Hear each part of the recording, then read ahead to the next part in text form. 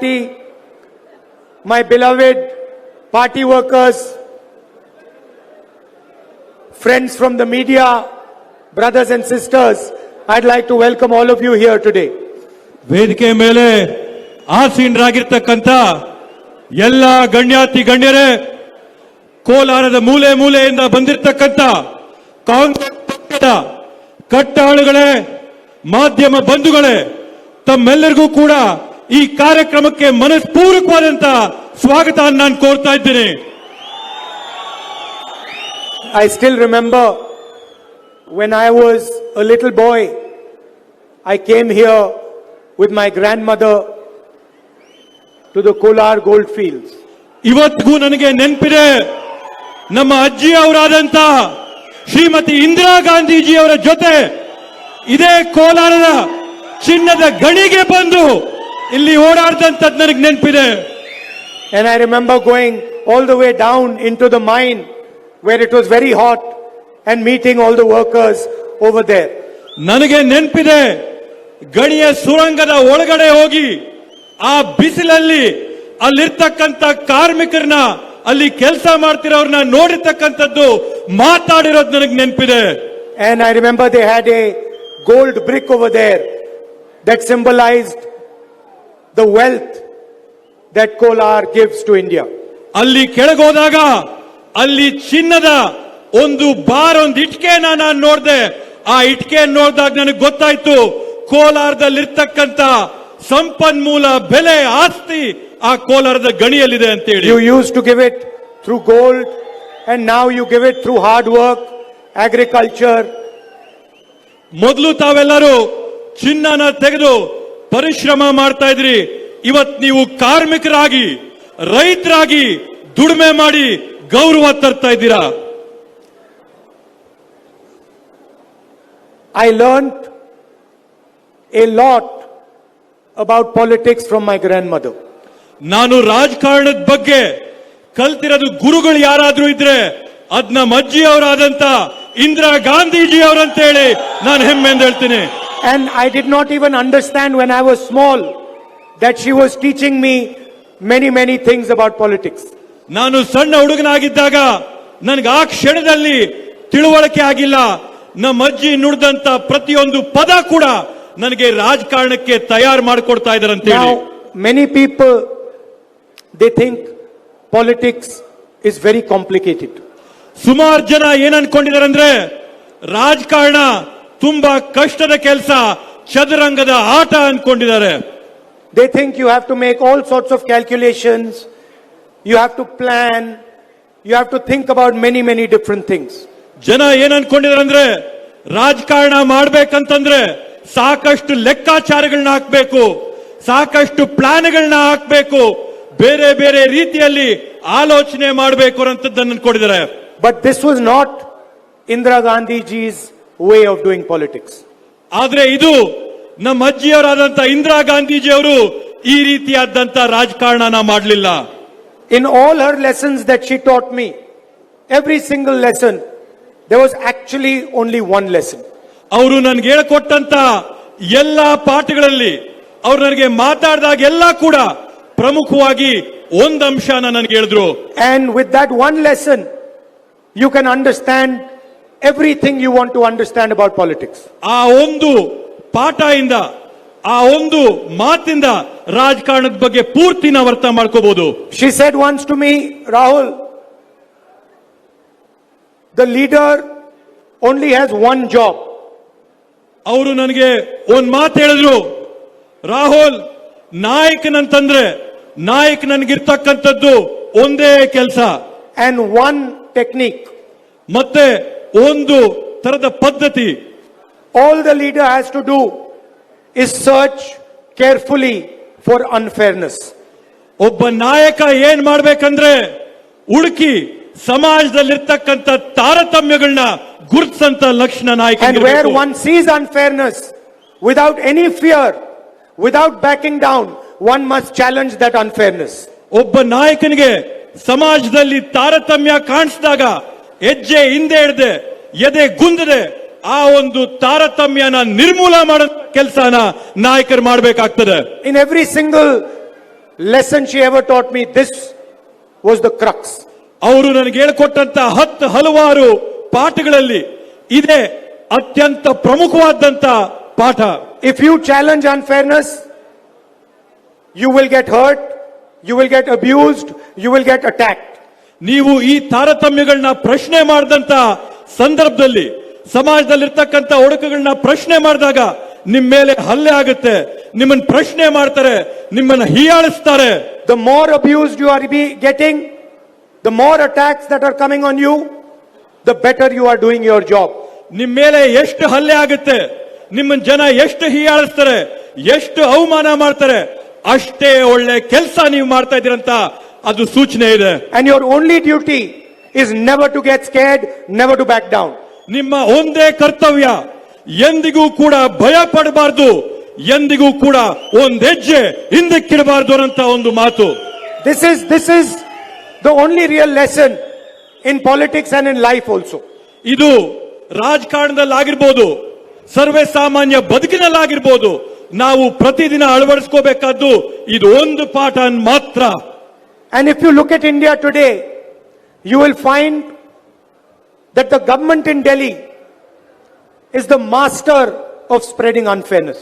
ಇವತ್ತು ನೀವು ಒಂದು ಮಾತನ್ನ ಸೂಕ್ಷ್ಮವಾಗಿ ಗಮನಿಸಿದ್ರೆ, ಈ ದೇಶದಲ್ಲಿ ದೆಹಲಿಯಲ್ಲಿ ಕೇಂದ್ರದಲ್ಲಿರ್ತಕ್ಕಂಥ ಸರ್ಕಾರ ಏನಿದೆ, ಈ ತಾರತಮ್ಯಗಳನ್ನ ಅನ್ಯಾಯನ ಹರಡಿಸೋದ್ರಲ್ಲಿ ನಂಬರ್ 1 ಇದೆ. I will give you some examples. ನಾನು ನಿಮಗೆ ಕೆಲವೊಂದು ಉದಾಹರಣೆ ಕೊಡ್ತೀನಿ.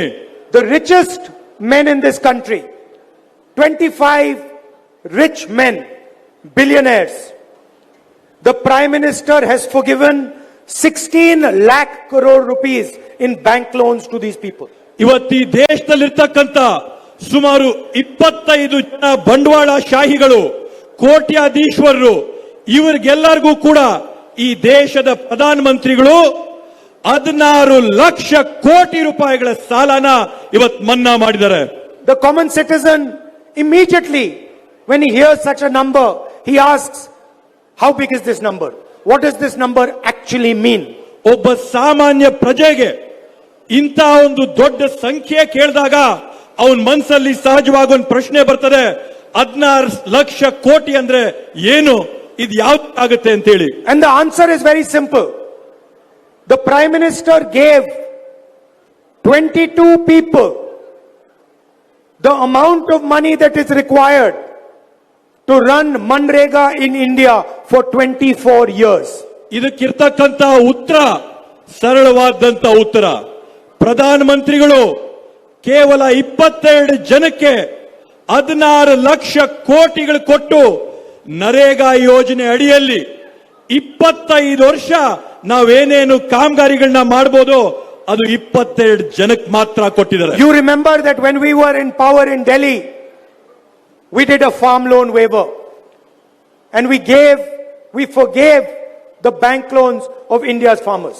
ತಮಗ್ ನೆನಪಿರಬಹುದು, ಕೇಂದ್ರದಲ್ಲಿ ನಮ್ಮ ಕಾಂಗ್ರೆಸ್ ಸರ್ಕಾರ ಇದ್ದಂತ ಸಂದರ್ಭದಲ್ಲಿ ರೈತರ ಸಾಲಗಳನ್ನ ಮನ್ನಾ ಮಾಡಿದಂತ ಸರ್ಕಾರ ನಮ್ಮ ಕಾಂಗ್ರೆಸ್ ಸರ್ಕಾರ ಅಂತ ನೆನಪಿದೆ. There are crores and crores of farmers in India.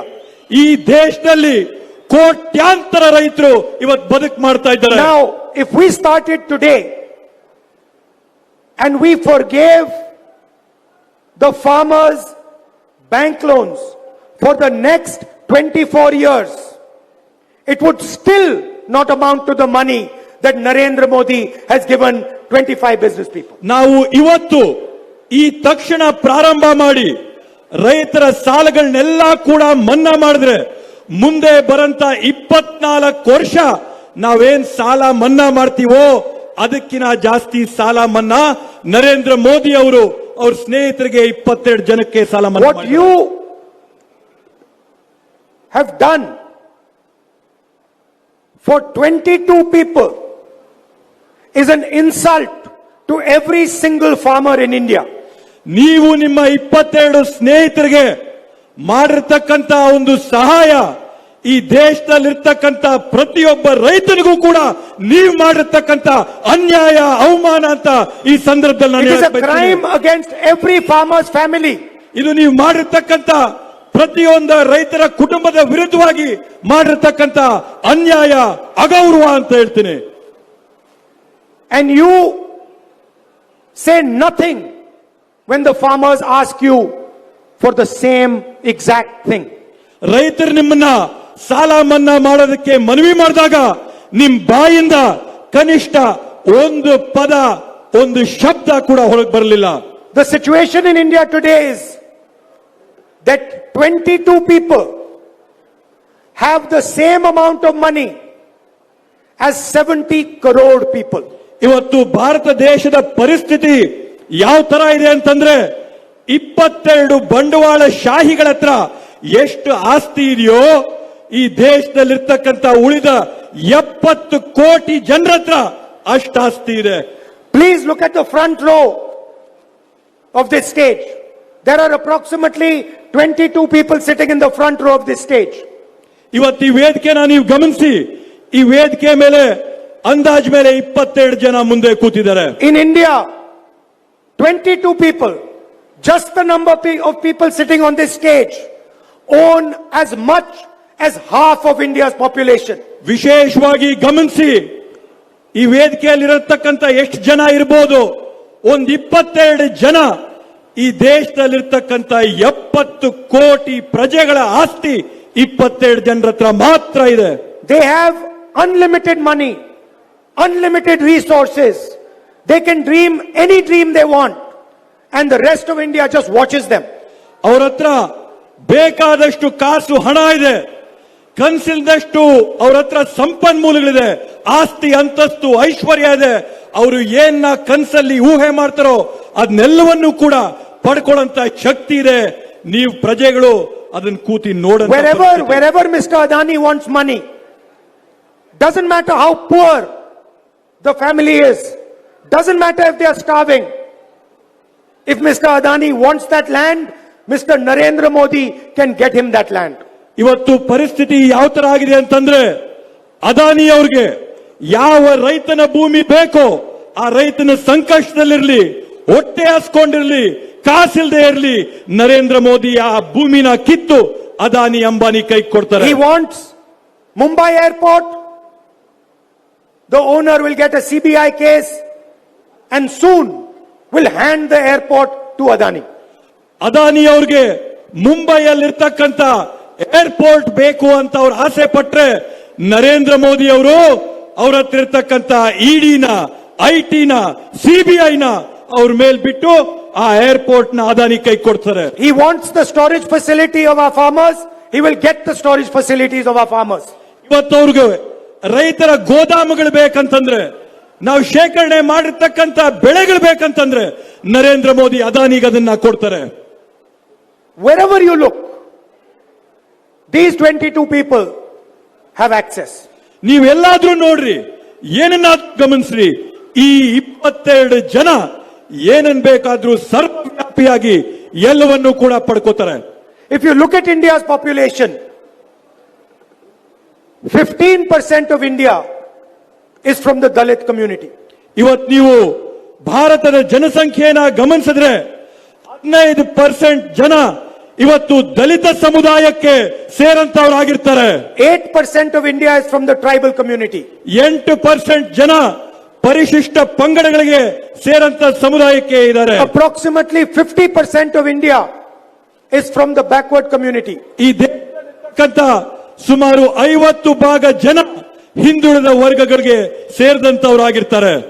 15% of India is from the minorities. ಈ ದೇಶದಲ್ಲಿ 15% ಜನ ಅಲ್ಪಸಂಖ್ಯಾತರ ಸಮುದಾಯಕ್ಕೆ ಸೇರಂತವರಾಗಿರ್ತಾರೆ. And approximately 5% are poor general caste people.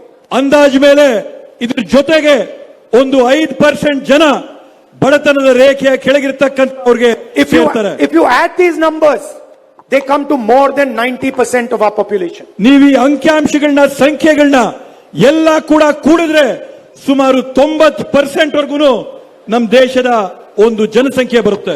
But if you look at all of India's institutions, ಆದ್ರೆ ನೀವು ದೇಶದ ಎಲ್ಲ ಸಂಸ್ಥೆಗಳನ್ನ ಗಮನಿಸಿದ್ರೆ, if you look at all our institutions, you will not find any trace of these communities. ಆದ್ರೆ ನೀವು ಈ ದೇಶದ ಎಲ್ಲ ಸಂಸ್ಥೆಗಳನ್ನ ನೋಡಿದ್ರೆ ಈ ಸಮುದಾಯಗಳ ಸುಳಿವು ಕೂಡ ನಿಮ್ಗೆಲ್ಲೂ ಸಿಗಲಿಲ್ಲ. There are thousands and thousands of anchors in India. Anchors, media anchors. ಈ ದೇಶದಲ್ಲಿ ಸಾವಿರಾರು ಸಂಖ್ಯೆಯಲ್ಲಿ ಮಾಧ್ಯಮದ ನಮ್ಮ ಮಿತ್ರರಿದ್ದಾರೆ. There are media companies, the largest media companies in the land. ಈ ದೇಶದಲ್ಲಿ ಮಾಧ್ಯಮ ಕಂಪನಿಗಳಿವೆ, ವಿಶಾಲವಾದಂತ ದೊಡ್ಡ ದೊಡ್ಡ ಮಾಧ್ಯಮ